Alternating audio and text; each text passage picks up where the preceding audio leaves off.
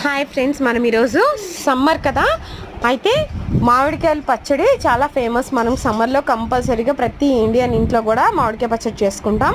అయితే మేము ఈరోజు మార్కెట్కి వెళ్ళి జలాలు తీసుకొచ్చాం. ఇవి పచ్చడికి చాలా ఫేమస్ ఫ్రెండ్స్.